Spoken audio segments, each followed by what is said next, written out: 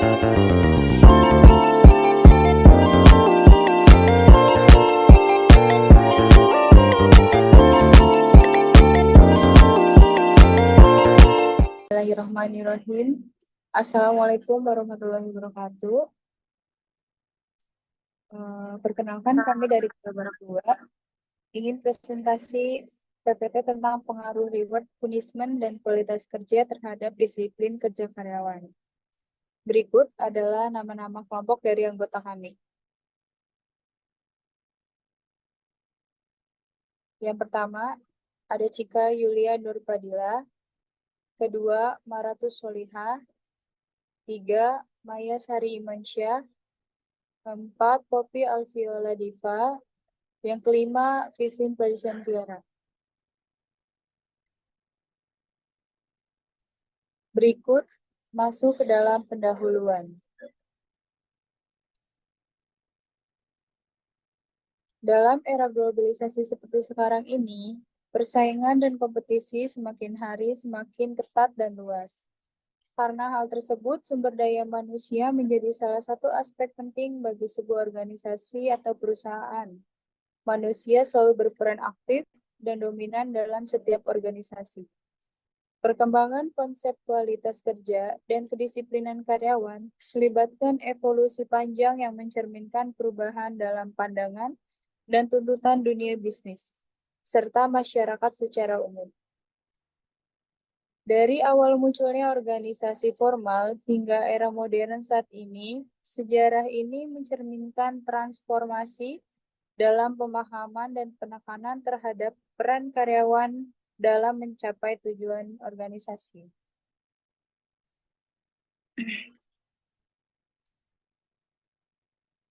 Berikutnya, di bab 2, kita akan menjelaskan tentang kajian teoritis. Reward.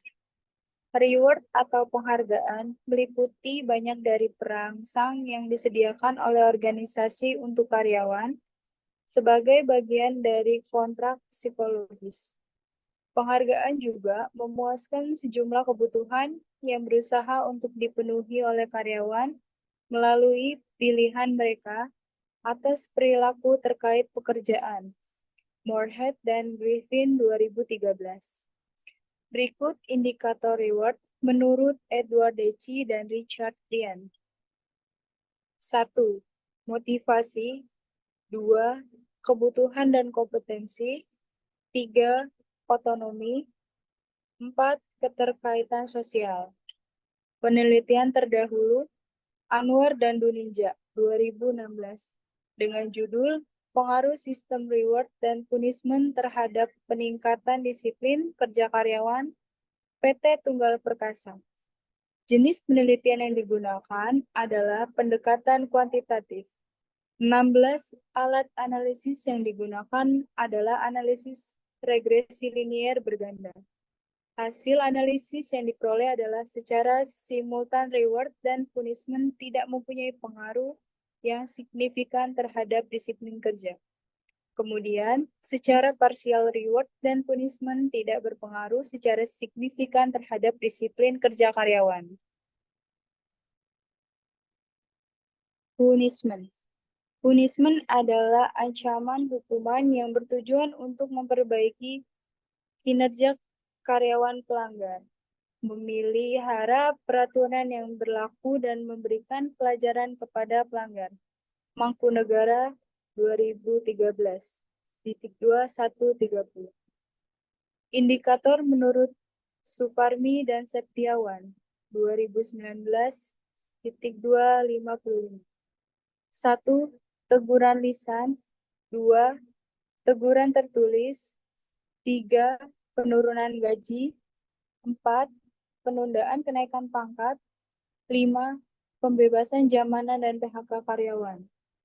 Penelitian terdahulu Rafida 2018 dengan judul Pengaruh Pemberian Reward, Gaji, dan Punishment terhadap Disiplin Pegawai Dinas Koperasi dan UMKM dan UKM Provinsi Nusa Tenggara Barat.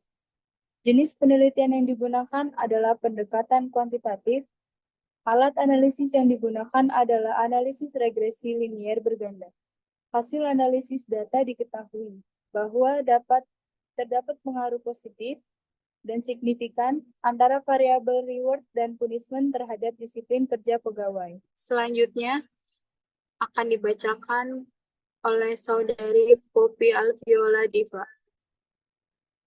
Baik, terima kasih moderator. Slide selanjutnya ada kualitas kerja. Yaitu kualitas kerja yang ditunjukkan pegawai dalam rangka memberikan kinerja yang terbaik bagi organisasi adalah salah satu cara yang membantu dalam mempertahankan kualitas kerja. Berikut ada indikator kualitas kerja menurut Edison, Anwar, dan Komariah. Yang pertama ada kesesuaian, yang kedua ada kerapian, yang ketiga ada kelengkapan. Lalu ada penelitian terdahulu yang diambil dari Ignatius Jeffrey 2017 dengan judul penelitian yaitu The Effect of Work Motivation, Work Discipline, and Competence on Employees' Performance yang diterbitkan pada jurnal internasional. Pada penelitian terdahulu, ini menjadi acuan peneliti sekarang untuk variabel kompetisi yang dipengaruhi oleh kinerja karyawan, yang melakukan pengumpulan data dengan cara survei dan media kuesioner serta teknik analisis yang dipakai menggunakan aplikasi SPS. Dengan hasil penelitian, yaitu disiplin kerja berpengaruh positif dan signifikan terhadap kinerja karyawan PT MIDI Utama Indonesia. Slide selanjutnya ada kedisiplinan karyawan, adalah kedisiplinan, kesadaran, dan kesediaan seseorang menaati semua peraturan perusahaan dan norma-norma sosial yang berlaku. Tanpa disiplin karyawan yang baik, maka sulit bagi organisasi untuk mencapai hasil yang optimal.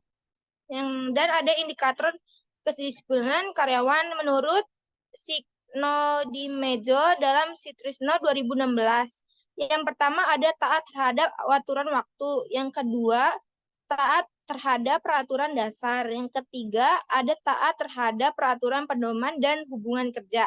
Yang keempat, ada taat terhadap peraturan lainnya. Kemudian untuk penelitian terdahulu diambil dari jurnal Santiago dan Syahnur 2019 dengan judul Pengaruh Disiplin Kerja, Lingkungan Kerja, dan Motivasi Kerja terhadap Kinerja Pegawai Bidang KSDA Sulawesi Selatan. Alat analisis yang digunakan adalah analisis regresi linier berganda dengan hasil analisis disiplin kerja yang berpengaruh positif dan signifikan terhadap kinerja pegawai, lingkungan kerja, dan motivasi kerja yang berpengaruh positif dan tidak signifikan terhadap kinerja pegawai. Dan yang selanjutnya ada bab 3 metode. Metode penelitian pada penelitian ini menggunakan metode kuantitatif. Penelitian kuantitatif dapat diartikan sebagai metode penelitian yang berlandaskan pada filsafat positivisme digunakan pada peneliti atau sampel tertentu. Dengan metode probability sebanyak 60 responden. Data primer hasil kuesioner ini dianalisis menggunakan Microsoft Excel dan Smart PLS. Lalu analisis yang dilakukan seperti uji validitas data, uji reliabilitas, dan koefisien jalur data primer. Dari wawancara dianalisis menggunakan coding. Hasil wawancara direkam dalam bentuk transkrip wawancara, kemudian dianalisis dalam 3 tahap coding tersebut. Selanjutnya dikembalikan pada moderator. Terima kasih. Baik, untuk materi berikutnya disampaikan untuk Mbak Maya, dipersilakan. Oke, deskriptif responden. Jenis kelamin ada 2, pria dan wanita. Yang pria ada 33 responden dengan presentasi 55%. Dan wanita 27 responden dengan presentasi 45%.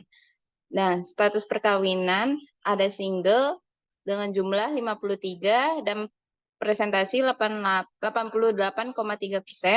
Dan yang menikah ada 7 responden dengan presentasi 11,7%.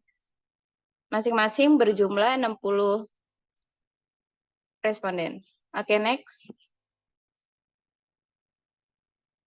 pendidikan terakhir, responden yang SMA sederajat ada 50 responden dengan presentasi 83,3%, dan yang sarjana ada 6 responden dengan presentasi 10%, dan yang diploma ada 4 responden dengan presentasi 6,7%, dengan jumlah 60 responden. Next. Hasil dan pembahasan. Terdapat 33 responden, 55% dari 60 sampel yang diteliti berjenis kelamin pria, dan sebanyak 27 responden, 45% dari 60 sampel yang diteliti berjenis kelamin wanita. Hal ini menunjukkan bahwa sebagian besar responden berjenis kelamin pria. Lalu 53 responden, 88,3% dari 60 sampel yang diteliti yang memiliki status perkawinan single. Lalu 7 responden, 11,7% dari 60 sampel yang diteliti yang memiliki status perkawinan menikah. Lalu 0 responden dari 60 sampel yang diteliti yang memiliki status perkawinan lainnya. Lalu ada 50 responden dengan presentasi 83,3 dari 60 sampel yang diteliti yang pendidikan terakhirnya SMA sederajat. Lalu ada 6 responden dengan presentasi 10 dari 60 sampel yang pendidikan terakhirnya sarjana.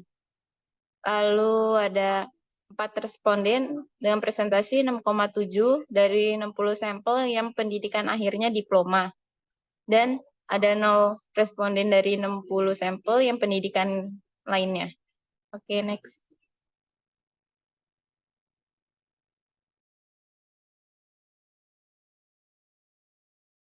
Baik, pemaparan untuk materi selanjutnya akan disampaikan oleh Mbak Maratus. Silakan.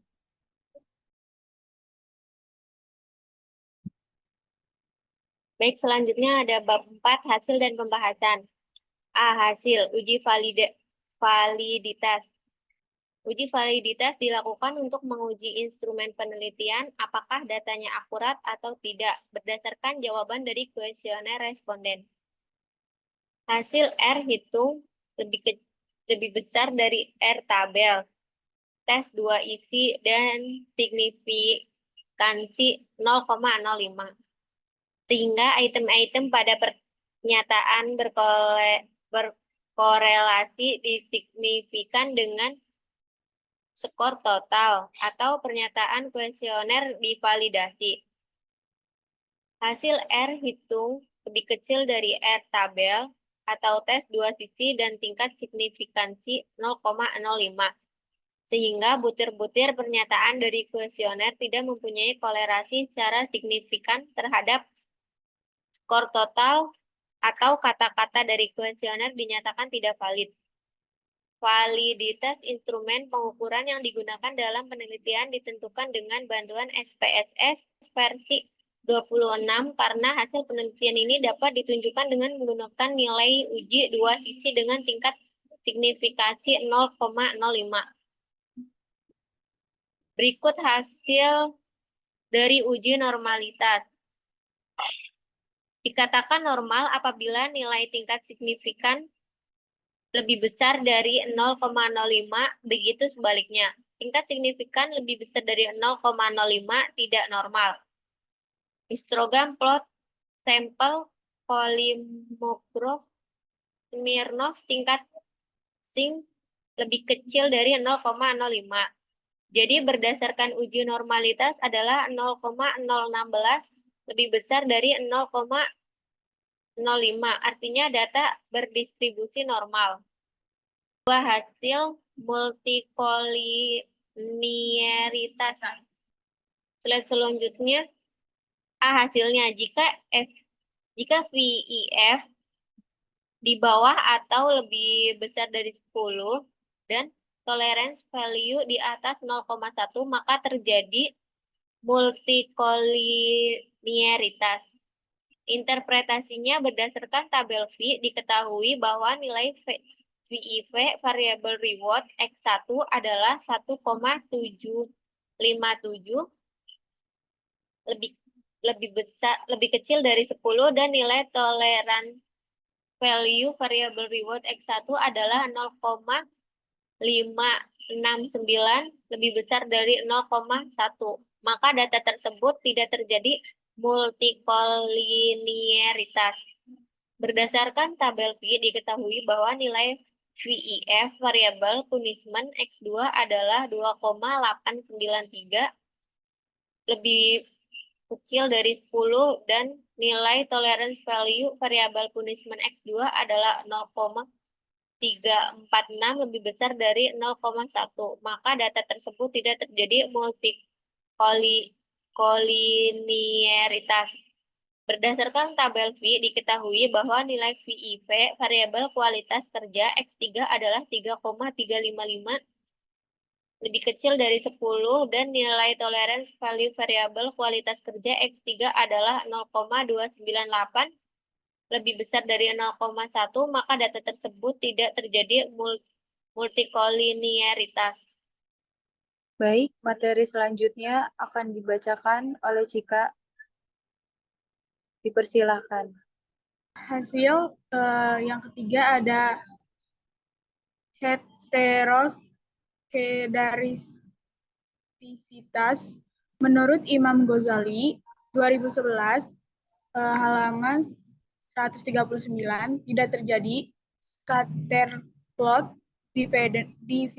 dependent variable harga saham atau Y heteroskedastisitas jika tidak ada pola yang jelas atau bergelombang, melebar, kemudian menyempit pada gambar scatter plot, serta titik-titik menyebar di atas dan di bawah angka 0 pada sumbu Y.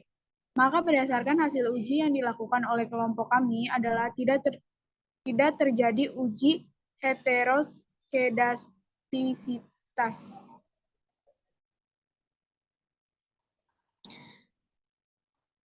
Pembahasan. Berdasarkan hasil analisis terhadap pengaruh reward, punishment, dan kualitas kerja terhadap disiplin karyawan pada perusahaan, telah diambil beberapa kesimpulan.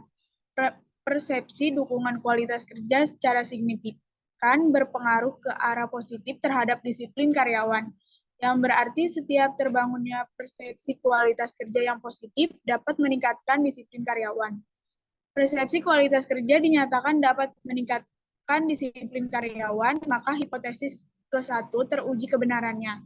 Reward secara signifikan berpengaruh ke arah positif terhadap disiplin kerja, yang berarti setiap peningkatan input reward yang diberikan dapat menghasilkan peningkatan output pada kinerja.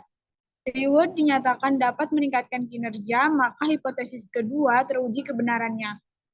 Punishment secara signifikan berpengaruh ke arah positif terhadap disiplin kerja, yang berarti setiap penerapan punishment yang baik dapat menghasilkan peningkatan output pada kinerja. Punishment dinyatakan dapat meningkatkan kinerja, maka hipotesis ketiga teruji kebenarannya. Persepsi dukungan kualitas kerja, reward, dan punishment berpengaruh signifikan secara bersamaan atau simultan dan ke arah positif terhadap disiplin kerja.